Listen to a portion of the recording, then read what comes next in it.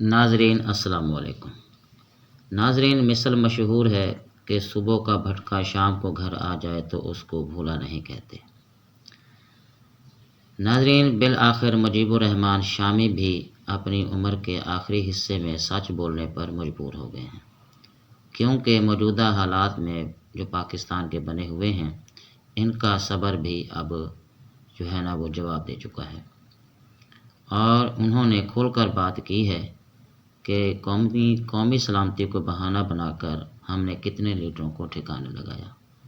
کبھی فاطمہ جناح کو، قائد اعظم کو، اور مجیب الرحمان کو، نواز شریف، بے نظیر، یہاں تک کہ اب عمران خان کو بھی ہم نے اسی بہانے میں اس کو لٹکانے کی کوشش کر رہے ہیں، تو ہمیں اس سے گریز کرنا چاہیے۔ آئیے اس کی ویڈیو سنتے ہیں، پھر اس پر مزید تذکرہ کرتے ہیں۔ پورے پاکستان کی پوری تاریخ ہمارے سامنے ہے۔ ہم نے کہا شیخ مجیب الرحمان اور قومی سلامتی ساتھ نہیں چل سکتے، پھر ہم شیخ مجیب الرحمان کو ایسے ٹھکانے لگایا کہ قومی سلامتی بھی ساتھ ہی اس کی نظر ہو گئی۔ پھر ہم نے نعرہ لگایا کہ بھٹو اور قومی سلامتی ایک ساتھ نہیں چل سکتے، پھر کہا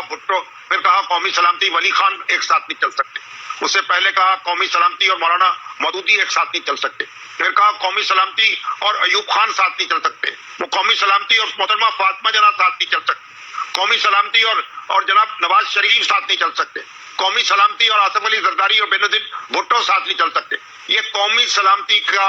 اس طرح کے نعرے لگا کر ہم نے جو حلیہ بگاڑا ہے، جو اس کو داغ تار کیا ہے اور جو داغ کیا ہے، اس کو ہم کب تک اس کو دہراتے رہیں گے اور دنیا میں تماشا بنے رہیں گے کہ جس کو لوگ ووٹ دیتے ہیں، جس کے ساتھ کروڑوں لوگ کھڑے ہوتے ہیں، وہ غدار ہو جاتا ہے، اس سے قومی سلامتی کو خطرہ ہوتا ہے۔ یہ ہم نے کیسا ملک کیا ہے ہمارا کہ یہاں